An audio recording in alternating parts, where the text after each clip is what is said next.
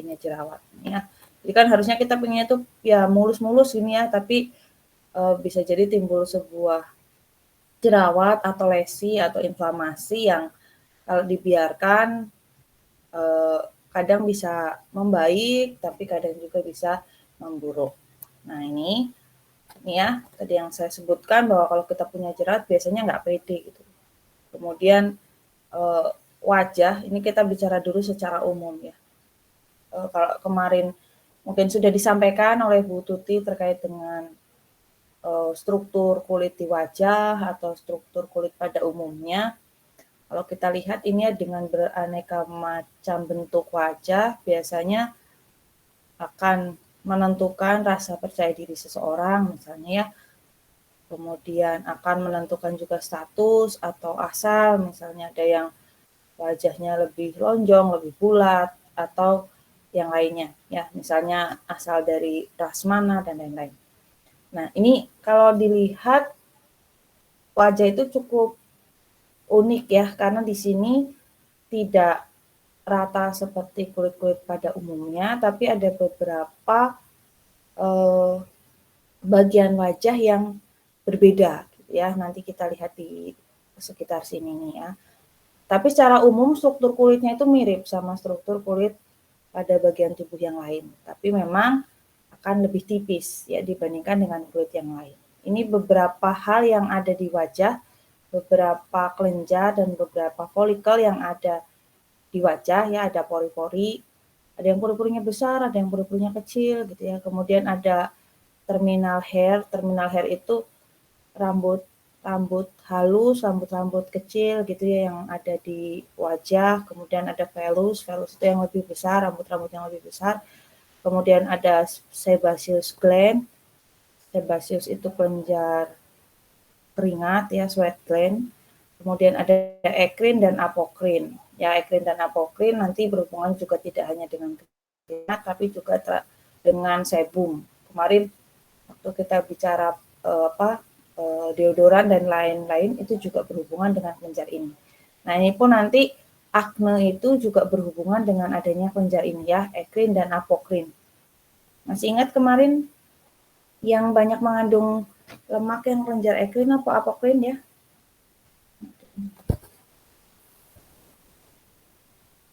Masih ingat? Yang banyak kelenjar kita tuh sebenarnya kelenjar apa sih kelenjar keringatnya?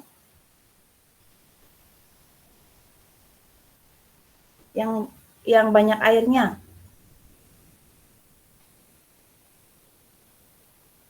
Yang mana Mbak Kirana? Ada nggak sih? Mbak Kirana ada nggak? Ada. Oke, yang mana Mbak Kirana? Yang ekrin ya. Umumnya kelenjar keringat tuh ada ekrin ya, yang banyak mengandung air dan garam-garaman.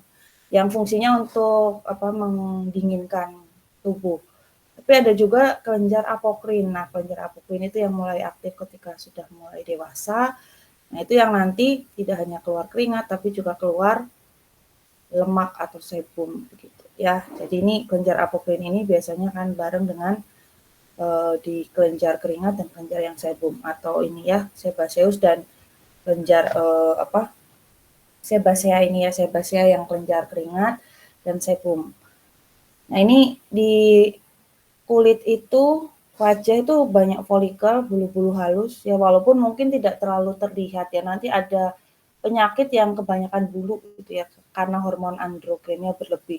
Androgen itu kan sebenarnya hormon yang berlebihnya pada laki-laki harusnya. Jadi yang menentukan nanti ada jambang, ada jakun, ada lebih maco gitu karena hormon androgennya banyak. Nah, kalau yang perempuan biasanya hormon androgennya lebih sedikit, tapi kalau pada beberapa perempuan yang berlebih itu biasanya nanti bulu-bulunya juga akan lebih banyak gitu ya, seperti cowok. Nah, kemudian juga ada bulu-bulu yang halus ataupun yang lebih tebal, pigmented juga berwarna ya di sekitar alis dan bulu mata. Jadi ini termasuk bulu juga tapi berwarna. Biasanya sebagian besar warnanya hitam. Kemudian kulit ini, di muka ini kulitnya paling tipis dibandingin yang lainnya, kecuali di daerah kelopak mata di sini ya, karena mungkin ini sebagai perlindungan mata. Nah ini karena dia paling tipis, biasanya mudah sekali untuk terluka ya atau cedera, tapi juga recovery-nya mudah karena regenerasi kulitnya itu juga cepat ya. Biasanya regenerasi kulit kita itu kurang lebih sekitar 28 hari 1 bulan ya. Dari lapisan kulit kan teman-teman sudah pernah bicara lapisan kulit ya. Dari yang paling bawah, dari cekutan sampai dengan nanti yang paling atas yang epidermis yang menjadi kulit mati itu biasanya sekitar 1 bulanan, 28 hari. Nah, yang di wajah itu sebenarnya recovery-nya lebih cepat. Nah, kemudian di kelenjar wajah itu juga banyak kelenjar sebaceae. Ini ya, yang mengeluarkan sebum. Kira-kira kenapa ya di wajah itu salah satu bagian yang paling berminyak di tubuh kita itu kan di wajah ya, apalagi di sini nih, di area T ini, di sekitaran pelipis mata sampai dengan hidung nih. Kira-kira kenapa ya? Kira-kira kenapa wajah kita tuh banyak ataupun ada sebum, ada sebum itu seperti lemak. Ada lemak yang dikeluarkan di wajah kita untuk apa kira-kira? Kalau wajah kita tidak berlemak, apa yang akan terjadi? Mbak Ifah? Mungkin kulitnya jadi lebih kering, Bu. Kulitnya jadi lebih kering ya, jadi betul. Jadi lemak itu nggak mesti tidak baik ya, tapi lemak itu digunakan oleh tubuh kita sebagai salah satu lubrikan ya di sini. Lubrikan ataupun melapisi kulit kita ya, sehingga kulitnya itu jadi nggak kering ya. Kalau misalnya terlalu tidak berlemak, maka air itu akan lebih cepat untuk menguap misalnya ya. Kemudian kulit kita akan lebih cepat dehidrasi, akan lebih cepat untuk pecah-pecah dan lain-lain ya. Sehingga butuh lemak ini sebenarnya hanya untuk melapisi kulit kita supaya tidak mudah kering dan tidak mudah terpapar oleh cuaca dari luar. Tapi kalau nanti lemaknya berlebihan karena ada proliferasi berlebihan ya, misalnya acuan dari hormon, stres, makanan dan lain-lain, maka bisa timbul sebuah jerawat ya, karena lemaknya itu kemudian jadi makanan untuk bakteri.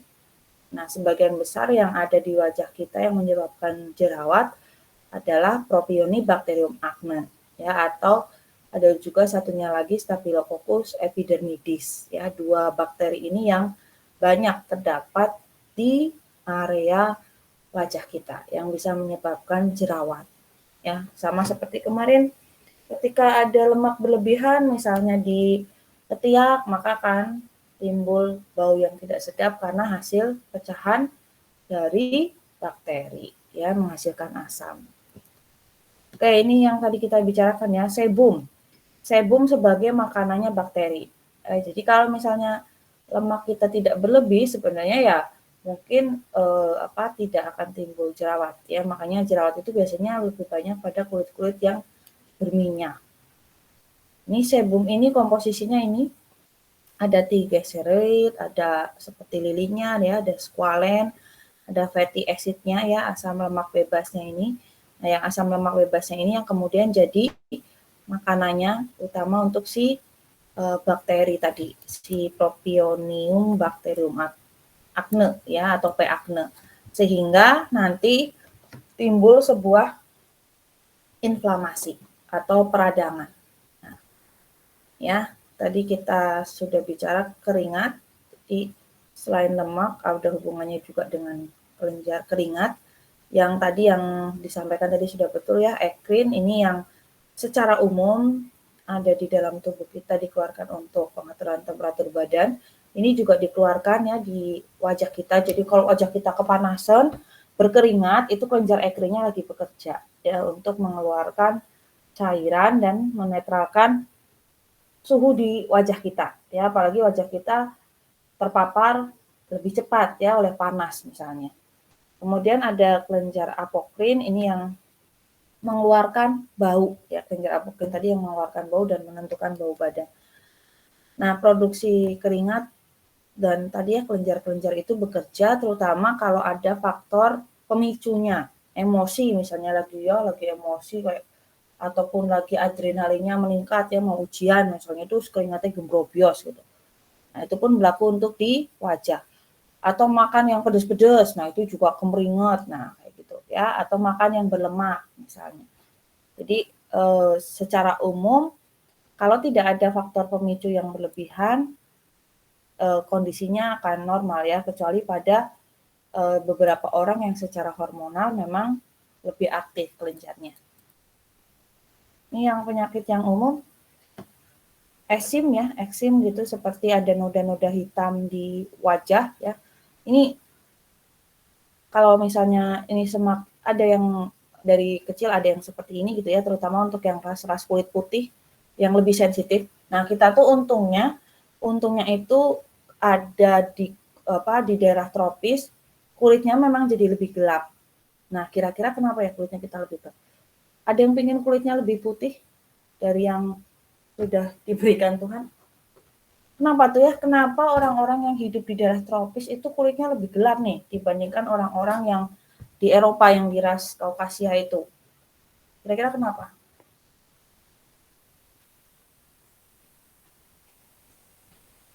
Yang seperti ini ada bintik-bintik ataupun noda-noda hitam itu kan kalau teman-teman sering lihat film yang dari luar ya, film dari luar negeri misalnya atau orang-orang luar negeri kan akan sangat terlihat sekali ya ketika terjadi perubahan pigmen di wajahnya, kemudian timbul noda hitam ataupun bintik-bintik hitam itu kan akan lebih terlihat karena latar mereka kulitnya putih. Sementara kalau kita kan memang dari awal itu kuning, coklat atau agak kehitaman gitu ya. Ya lebih sawo matang gitulah. Kira-kira kenapa ya? Kenapa? Mbak Bening? Karena kalau yang di daerah tropis tuh biasanya kulitnya lebih banyak melaninnya ya Bu. Nah, betul. Fungsi melanin untuk apa kira-kira? Melanin kan pigmen untuk mungkin Pigmen kalau kulit di ya. daerah melaninnya jadi lebih tahan dari sinar matahari gitu ya. Oke. Yang disampaikan Mbak Bening betul ya, karena kadar melanosit di kulit kita itu lebih banyak dibandingkan dengan yang ras putih ya, yang Kaukasia dan lain-lain. Kenapa? Ya karena sinar UV yang kita terima di daerah tropis itu lebih banyak dibandingkan mereka, sehingga di dibuat sel-sel melaninnya itu lebih lebih aktif gitu, sehingga bisa bisa mencegah sinar UV-nya itu lebih banyak yang kita terima.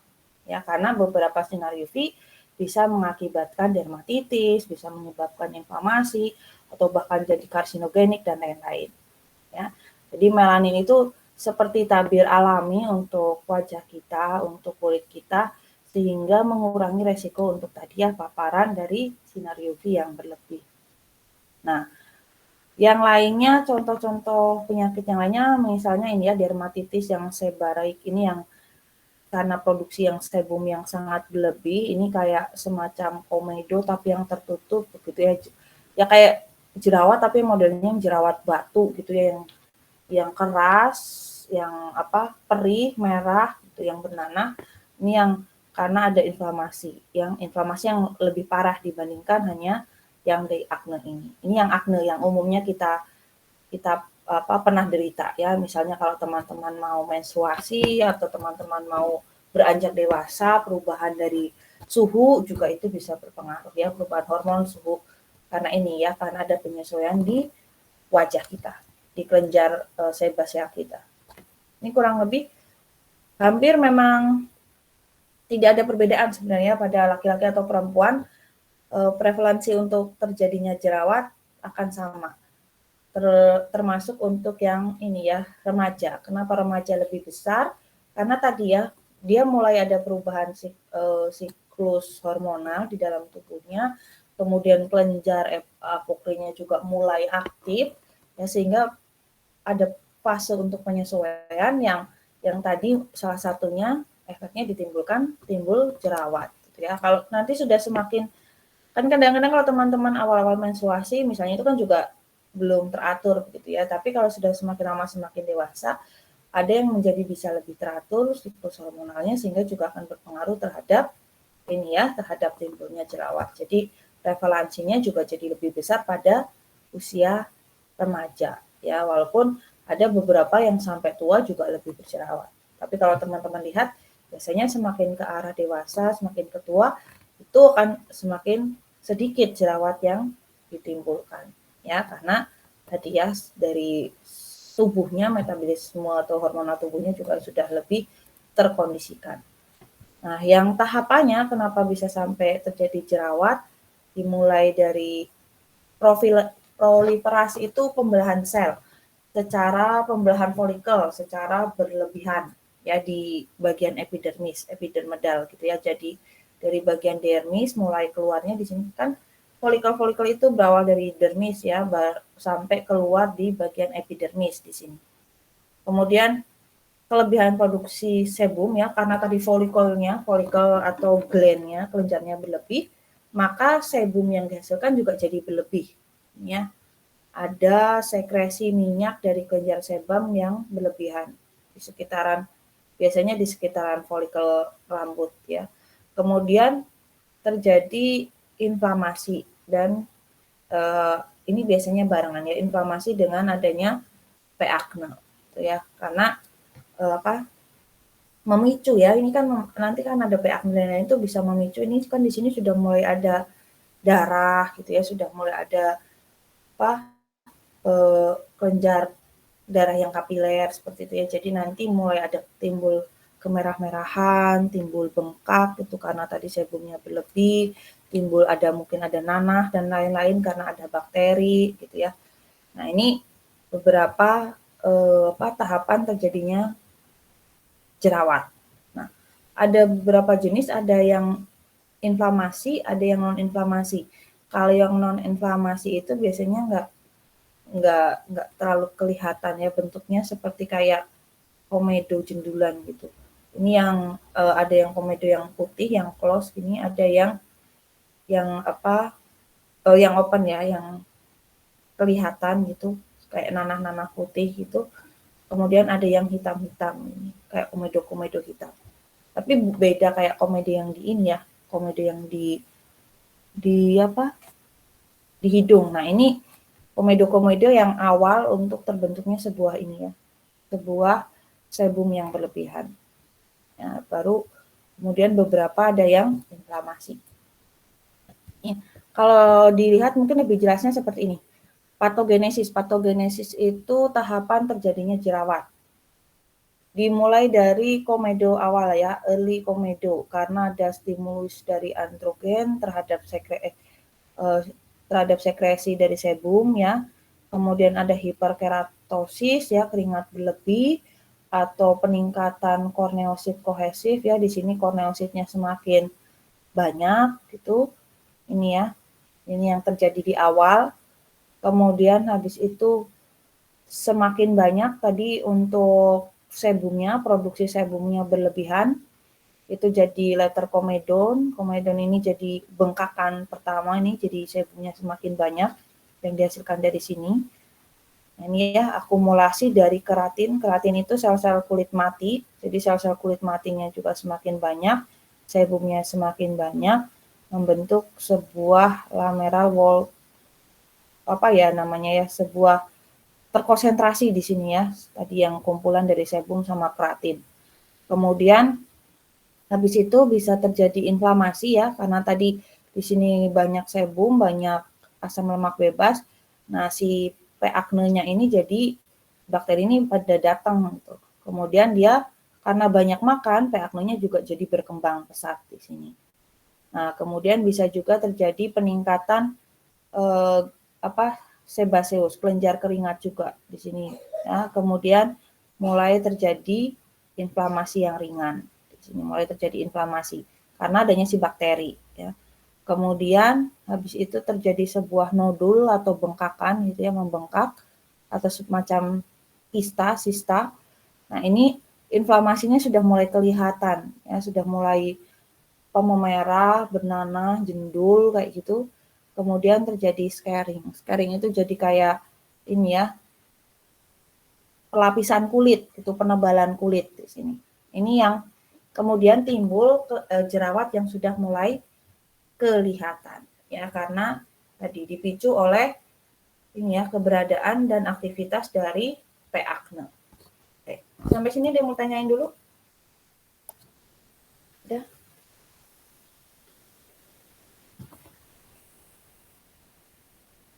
Ada yang mau ditanyakan? Nah, nanti kalau teman-teman sudah memahami ini, untuk pengobatannya berarti akan menyesuaikan dengan patogenesis ini ya. Misalnya, terjadi inflamasi ya, kita obati, ada pengobatan yang sifatnya sebagai anti-inflamasi. Di sini ada bakteri, ya udah ada pengobatan yang berfungsi sebagai anti-bakteri. Di sini ternyata sudah mulai ada scarring, kemudian ada keratin dan lain-lain. Wah, kita ada pengobatan yang sifatnya sebagai cleanser atau pembersih ya. Pembersih sel-sel kulit mati dan sisa-sisa dari inflamasi dan lain-lain. Ya, ini jadi atau ada yang ini dipicu karena tadi hormon, misalnya hormon yang berlebih, ini ya androgen yang berlebih misalnya, maka akan ada misalnya terapi hormonal untuk menyeimbangkan hormon, misalnya seperti itu. Ya, jadi pengobatan-pengobatannya nanti akan berhubungan dengan tahapan atau penyebab timbulnya jerawat. Ini yang selanjutnya ini penjelasan lebih lanjut ya, satu persatu. Yang ini tadi misalnya dari awal, ini yang folikular, epidermal, hiperproliferasi. Nah, ini ya dimulai dari lesi yang umum, yang pertama ya, yang lesi bengkak kecil-kecilan, ada mikrokomedo, terjadi karena ini ya. Jadi hiperproliferasi folikular epidermal terjadi karena ini. Ada stimulasi androgen, ada asam linoleat yang menurun, ini asam lemak baik. Kemudian ada aktivitas interleukin, ya, untuk inflamasi, promotor terjadinya inflamasi. Hasilnya adalah ini, karena adanya hiperproliferasi yang disebabkan oleh androgen stimulasi dan lain-lain, hasilnya adalah ini, lesi primer dan mikrokomedo. Yang tahapan kedua, ada produksi sebum yang berlebihan. Ya, produksi sebum yang berlebihan itu menghasilkan tadi ya trigliserida dan lain-lain. Nah, ini akan dimakan oleh P. acne ya. Dimakan oleh P. acne ini akan menghasilkan tadi asam lemak bebas yang jumlahnya berlebihan. Jadi asam lemak yang sudah ada di dalam tubuh kita ditambah lagi karena adanya pecahan dari trigliserid. Nah, ini akan menjadi pencetus acne ya, menjadi inflamasi dan komedogenik. Nah, ini produksi sebum ini juga dipengaruhi oleh hormon androgen. Jadi, produksi sebum ini bisa diatasi ya dengan terapi estrogen. Membacanya seperti itu ya.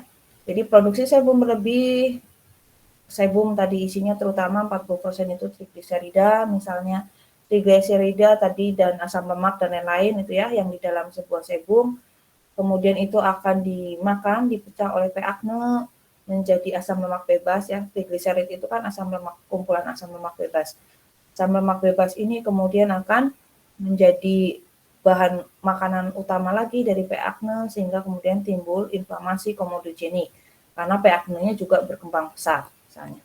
Nah, salah satu supaya sebumnya ini tidak berlebih kalau dari sisi hormonal misalnya itu karena adanya hormon androgen yang berlebihan. Nah, hormon androgen yang berlebihan ini kalau nanti diterapi, ya dibalik. Ya, lawannya hormon androgen itu adalah hormon estrogen. Nah, ya terapinya nanti berarti terapi estrogen supaya menyeimbangkan hormon androgen yang ada di dalam tubuh kita. Ya. Jadi dia seperti kontra, gitu ya, melawan dan menghambat produksi serta efek dari androgen ini. Nah, selanjutnya berkembang menjadi mikrokomedo tadi ya, mulai berkembang, mulai padat, isinya tadi ada sebum, terus ada sel-sel kulit mati ya, keratin, isinya kemudian ada bakteri juga yang P. acne yang sudah berkembang, kemudian lama-kelamaan ini kan bisa pecah ya, bengkak terus pecah. Nah, yang pecah itu kemudian bisa terjadi inflamasi yang lebih akut lagi, karena tadi sel T-nya akan lebih banyak lagi diproduksi. Kan biasanya sel T-nya itu akan, misalnya limfosit, neutrofil itu kan akan banyak diproduksi kalau ada bakteri gitu ya, kalau ada invasi dari bakteri dan lain-lain. Nah, ini akan lebih banyak lagi sehingga kemudian timbul sebuah inflamasi. Ini salah satu yang berperan juga P. acne. Sebenarnya tadi ya, selain P. acne ada S. epidermidis, Staphylococcus epidermidis, ya, yaitu 2 bakteri utama. Biasanya kalau yang acne paling banyak P. acne ini, termasuk bakteri gram positif, sifatnya anaerob, kemudian ditemukan di dalam folikel sebasea, di dalam folikel sebum, keringat, lemak, kemudian dinding selnya mengandung karbohidrat antigen, jadi dia bisa menstimulus terjadinya reaksi antigen antibodi sehingga kemudian timbul sebuah inflamasi. Nah, faktor lain yang mencetus terjadinya inflamasi ini selain ada P. acne adalah ada hypersensitive respon ya, ada respon berlebihan dari kulit kita misalnya terkait dengan pengaruh kondisi luar, kemudian ada produksi lipase, protease, dan lain-lain yang secara berlebihan. Sampai sini untuk tahapan acne ada yang mau ditanyakan atau sudah lebih jelas? Sudah jelas? Ini jam berapa ya? Masih setengah jam lagi. Ada? Mbak Denia ada? Belum, Bu. Sudah cukup jelas sampai sini. Sudah cukup jelas, oke. Mbak Denia bisa dijelaskan ulang kenapa terjadi sebuah jerawat? Ini ya. Yang di sini, Bu. Jadi kan tadi di sini ada stimulasi sebum. Nah, nanti tuh ada akumulasi keratin sama sebumnya juga. Nah, terus karena ini udah ada yang tadi keratin sama sebumnya, nanti tuh kalau misalkan ada P. acnes-nya itu nanti bakal memakan yang dari hasil yang dari sebumnya ya Bu. Nanti tuh bakal jadi ada asam lemak bebas. Nah, itu tuh nanti jadi memicu inflamasi gitu. Mungkin gitu Bu secara. Oke, terima kasih Mbak Denia. Yang lain ada yang mau melengkapi atau sudah oke? Satu lagi siapa ya? Mbak Maya. Mbak Maya ada? Ada Bu, iya. Ya. Jadi tahapannya tuh pertama itu kan nanti ada produksi sebum yang berlebih, terus nanti ada trigliserida nanti dimakan sama P. acne-nya gitu Bu, jadinya terjadi asam lemak bebas, terus nanti jadi inflamasi seperti itu. Oke, ya. Terima kasih Mbak Maya. Ya, tadi sudah betul ya yang dijelaskan ya. Nah, tadi mungkin tahapan yang terlewat di awalnya adalah karena ya hiperproliferasi dari folikel-folikel di epidermis. Jadi sebum itu kan ada di folikel ya, biasanya sebum itu berdekatan dengan folikel rambut. Nah, ini terjadi hiperproliferasi. Jadi proliferasi itu kan pemecahan sel ya, pemecahan sel atau perkembangan sebum gland ya, kelenjar sebum yang berlebihan. Ya, itu yang kemudian bisa memicu produksi sebum yang berlebihan ya. Jadi yang folikularnya ini dipicu oleh mana? Misalnya dipicu oleh hormonal, dipicu oleh stres, dipicu oleh makanan dan lain-lain, atau ini ya pemicunya dari peningkatan sel-sel interleukin, hormonalnya itu contohnya endogen, asam linoleatnya itu karena tadi sebumnya itu mengencerkan, itu bisa ya. Kemudian dari stres, kemudian dari makanan-makanan yang berlemak, makanan-makanan yang pedas itu juga memicu. Oke, sudah. Nah, Tadi yang seperti yang saya sampaikan, kalau karena ada hal-hal tersebut, maka ya strategi terapinya akan berhubungan dengan ini ya, misalnya sebagai antiinflamasi, sebagai antibakteri, sebagai cleanser, sebagai eksfolian. Pernah dengar eksfolian? Eksfolian, pernah dengar nggak? Mengangkat kulit mati ya, Bu? Eksfolian itu mengangkat sel-sel kulit mati. Ya, jadi kenapa? Karena tadi ketika kita bicara akne, kalau misalnya sel-sel kulit matinya itu seperti pada umumnya, itu kan mungkin dia juga akan ketika kita membersihkan muka atau mandi itu bisa akan terbawa ya. Tapi karena ini ada tadi sel keratin itu juga berlebih ya, jadinya pada patogenesis akne ini sebum berlebih, keratin berlebih sehingga perlu adanya eksfolian ini ya untuk mengangkat sel-sel kulit mati sehingga nanti bisa memudahkan untuk recovery dari sel-sel kulit yang ada di dalam wajah kita ya yang masih aktif gitu. Kemudian ada hormonal terapi, kemudian ada fototerapi yang pakai laser dan lain-lain. Kita satu persatu. Nah, ini yang antiinflamasi. Biasanya sifatnya topikal ya karena jerawat dan lain-lain itu kan tidak sampai ke sistemik biasanya. Jadi ya areanya adalah topikal di wajah atau lokal ya. Ini mungkin kalau teman-teman lihat kan jerawat itu sebenarnya nggak cuma ada di wajah ya, kadang ada di punggung juga ya. Di mana kelenjar sebasea itu bisa lebih aktif, itu berarti kemungkinan paparan jerawat juga akan lebih banyak ya. Cuma kalau yang di punggung-punggung itu biasanya kebanyakan yang laki-laki ya, yang karena keringat mereka lebih banyak misalnya. Jadi mungkin bisa sampai jerawatnya di punggung. Tapi secara umum jerawat itu memang sebagian besar itu ada di wajah. Ya. Nah, sifatnya topikal ya. Contohnya retinoid, ini senyawanya nanti diberikan secara topikal entah dalam bentuk sediaan topikal itu bisa krim, bisa gel, ya. Yang fungsinya untuk tadi ya, bisa untuk non-inflamasi lesi juga tadi yang komedo putih ataupun komedo hitam ya, yang open dan close. Kemudian strukturnya mirip dengan vitamin A ya, kan vitamin A asam retinoat ya. Jadi ini mirip, kemudian berikatan nanti dengan reseptor di dalam keratinosit. Keratinosit itu ada di lapisan epidermis kita. Nah, ini reseptornya itu baik alfa, beta maupun gamma.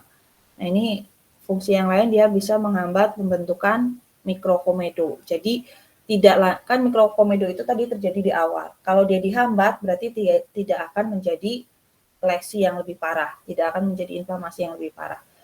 Terus selain retinoid itu juga ada tretionin. Ini biasanya mirip dengan ini ya sebagai antiinflamasi juga. Kemudian efek iritasinya lebih besar dibandingkan retinoid ini, dibandingkan asam retinoat atau retinoid turunannya gitu. Sehingga biasanya nanti ada pembawa yang lebih mensmoothkan ya ataupun lebih menurunkan efek iritasinya. Pembawanya lebih ringan. Jadi nanti dia dipakein dalam gel atau basis yang lebih ringan ya, mengurangi efeknya. Ini contohnya beberapa turunan dari retinoid ya, ada retinol ester, ada retinol, ada retinal, ada ini retinsaur itu yang paling sedikit ya. Kebanyakan ini turunan ester atau turunan asam atau aldehidnya. Terus ada lagi selain ini topikal, ini judulnya bukan topikal retinoid, ini harusnya topikal antiinflamasi. Topikal antiinflamasi yang lain itu contohnya adalah ada Palem dan Tasaroten. Nah, ini agak sedikit berbeda dengan yang ini ya. Ini sintetiknya ya, lebih yang sintetiknya. Misalnya kan harusnya mungkin gugusnya ada yang mirip berarti ya, ini kan gugusnya mirip kayak di sini ya, gugus retinolnya. Berarti apa? Ini ya yang sebelah sini.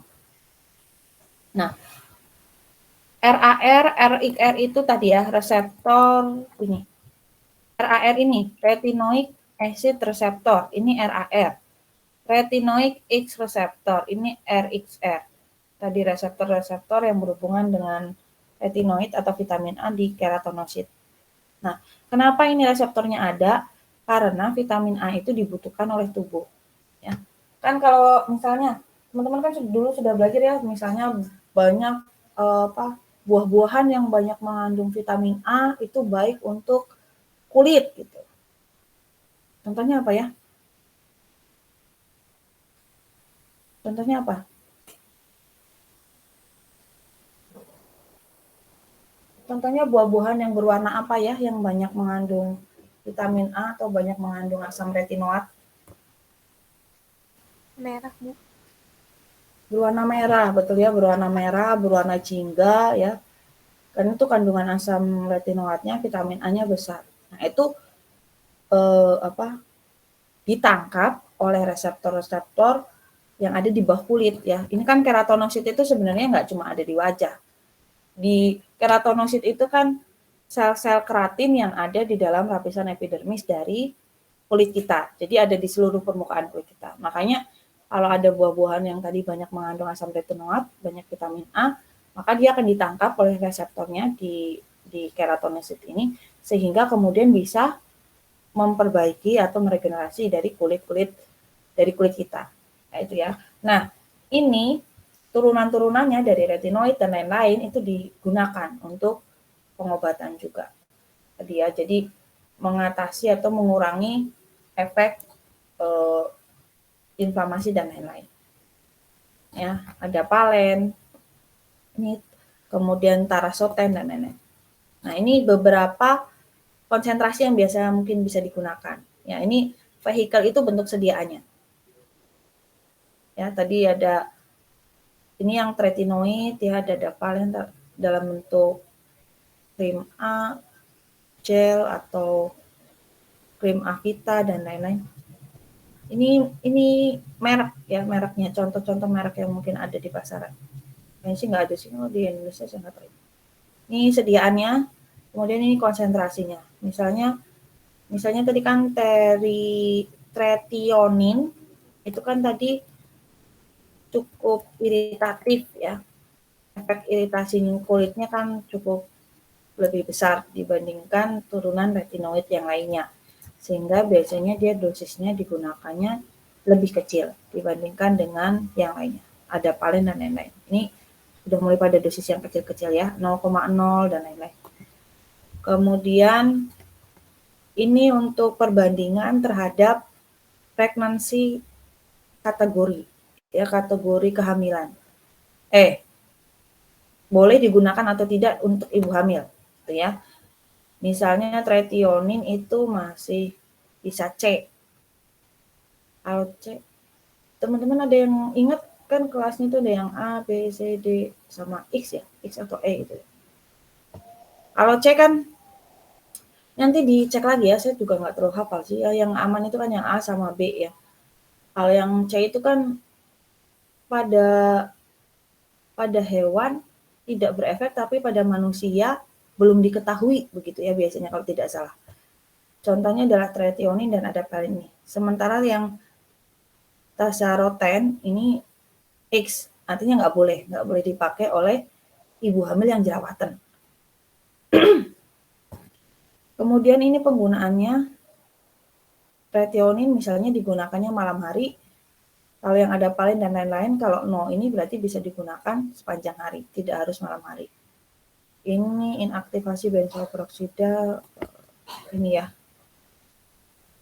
berhubungan dengan reaksi oksidasi oleh sinar matahari dan lain-lain. Yang yes berarti mudah teroksidasi atau terinaktivasi. Oke, ini efek sampingnya beberapa yang mungkin ada seperti dermatitis, ya, kemudian eritema, burning, dan lain-lain. Sehingga perlu ada informasi lengkap kalau mau diberikan antiinflamasi ini.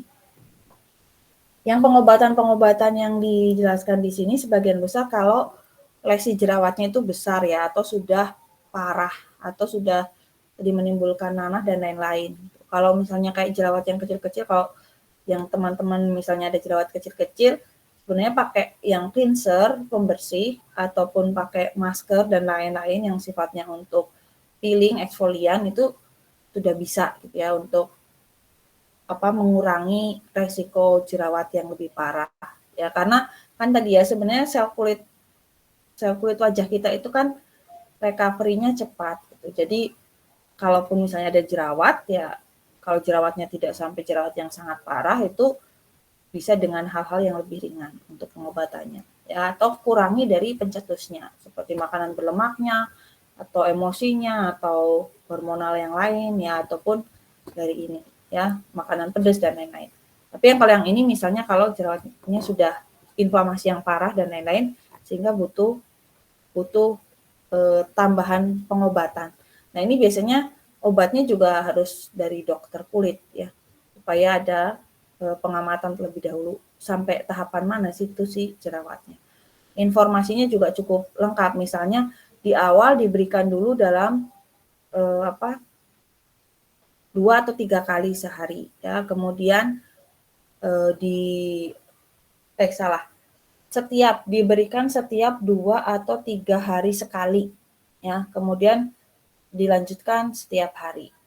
Ya, di minggu pertama misalnya diberikan setiap 2 atau 3 hari sekali, kemudian baru minggu-minggu selanjutnya sehari sekali ya. Jadi nggak langsung banyak ya. Kemudian misalnya diberikan pada malam hari. Ini ya karena ada hubungannya tadi misalnya dengan ini ya inaktivasi senyawa ini oleh sunlight ya, oleh sinar matahari atau benzoil tadi. Kemudian ditunggu 15 menit sebelum dicuci ya, jadi ada kontak dulu misalnya dan lain-lain. Nah, ini perlu disampaikan nanti ketika misalnya ada pasien yang menggunakan ini. Oke, kemudian yang selanjutnya itu cleanser.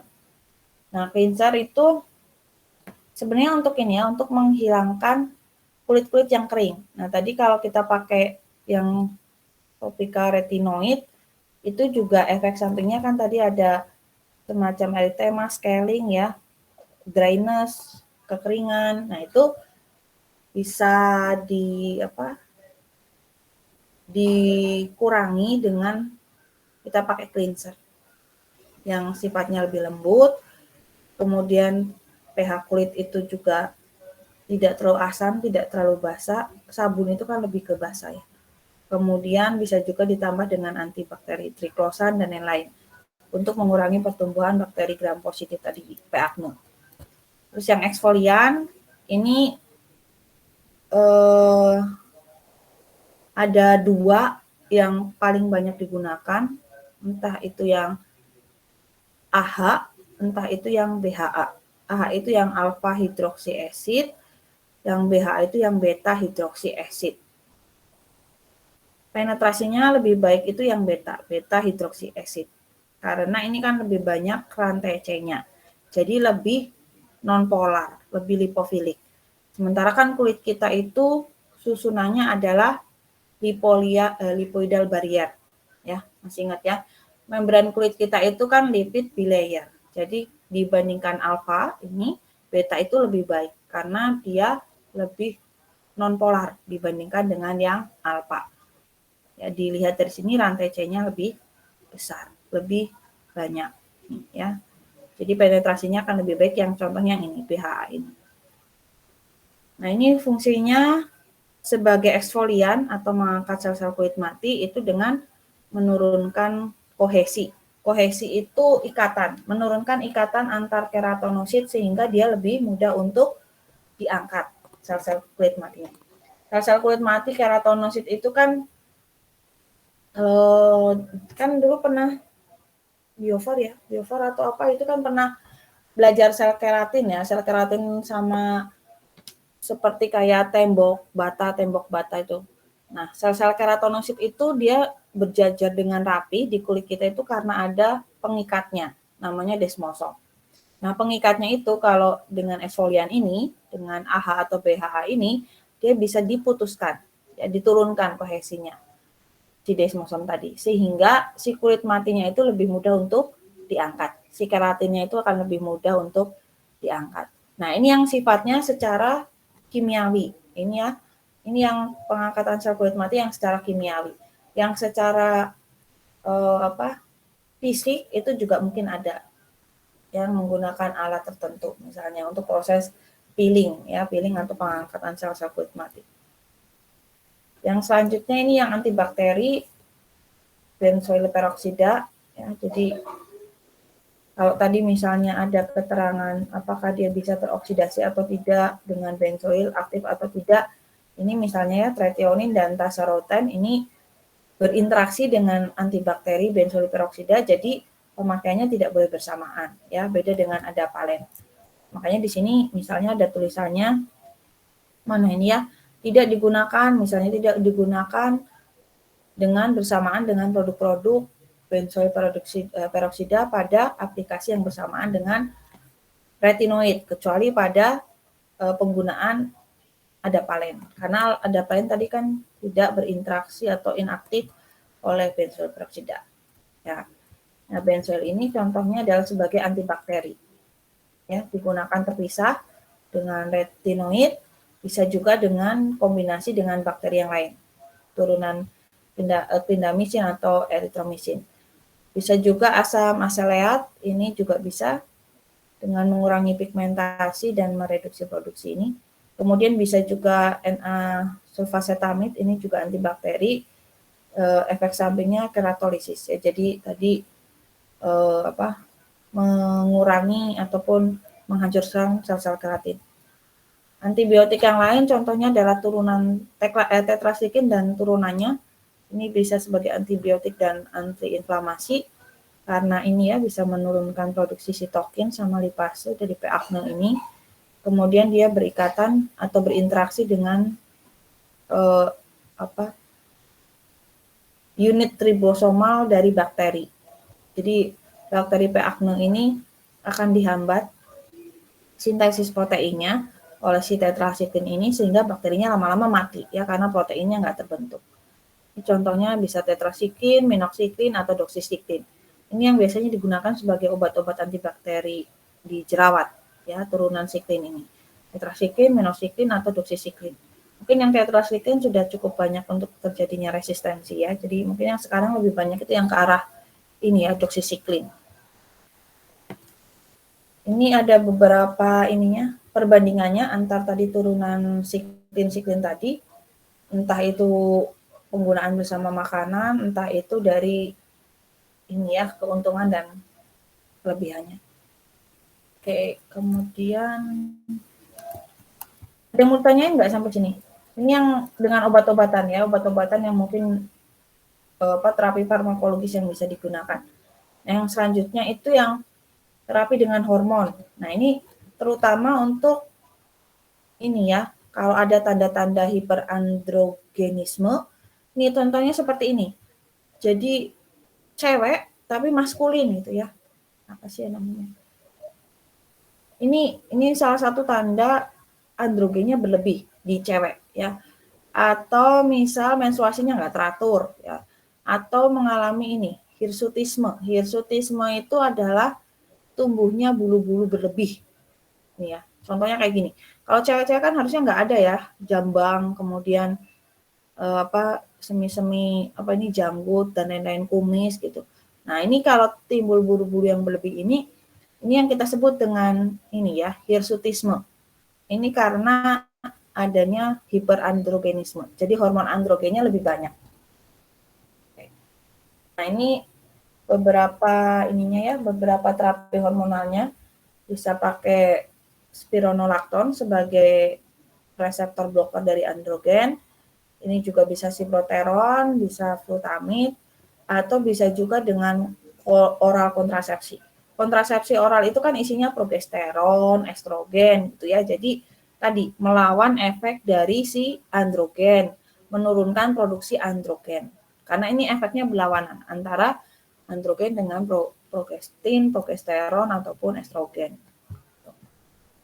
Oke, terus ini contohnya tadi ya, ini struktur kimianya spironolakton, flutamid, dan siploteron asetat. Yang terakhir itu yang fototerapi. Fototerapi itu berarti pakai sinar, terapi dengan sinar. Contohnya dengan sinar UVB itu untuk membunuh P. acne, kemudian untuk antiinflamasi juga dengan menghambat produksi sitokin, ya sitokin yang sel-sel inflamasi. Cuma memang ini mungkin ini saya nggak dapat ya, misalnya konsentrasinya sampai berapa atau kadarnya berapa. Karena UVB kan juga ada di sinar matahari ya, kalau berlebihan itu juga kan tidak baik. Kemudian laser, misalnya dengan daya laser pada panjang gelombang ini, intensitas yang rendah, nanti karena adanya laser itu dengan panas, kelenjar sebasenya itu akan rusak. Nah, contohnya di kayak gini. Ini yang pakai UV ya, kayak gini ya. Ini yang UV. Kan UV itu kan biasanya biru ya, kayak gini. Ini nanti fungsinya tadi sebagai antiinflamasi dan untuk membunuh P. acne. Kayak teman-teman itu kan salah satu proses untuk sterilisasi ya, membunuh bakteri itu kan dengan ini ya, bisa dengan sinar UV misalnya. Nah, itu berlaku juga. Tapi intensitasnya biasanya lebih rendah. Kemudian yang laser ini contohnya yang ini, yang merah-merah ini yang pakai laser. Yang laser, nah ini fungsinya tadi untuk targetnya adalah laser itu kan ada panas gitu ya, merusak kelenjar sebasianya atau merusak kelenjar lemaknya di sini. Nah, kalau kelenjar lemaknya rusak kan berarti produksi sebumnya, produksi lemaknya akan berkurang. Kalau produksi lemak berkurang berarti makanan untuk bakteri, inflamasi akan berkurang. Nah, sehingga jerawat kemudian berkurang. Cuma ini memang pakai alat khusus dan teknik khusus, butuh orang yang sudah ahli juga, sehingga tidak sembarangan. Ya, karena ini bisa beresiko juga untuk tadi ya karsinogenik dan lain-lain. Kalau ini tidak digunakan pada kadar yang seharusnya. Oke, ada yang mau ditanyakan sampai sini? Sudah selesai materinya?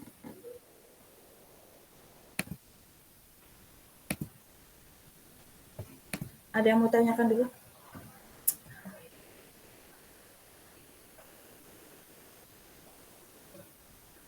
Ini kalau pakai Zoom itu kan kita masih kedengeran ya.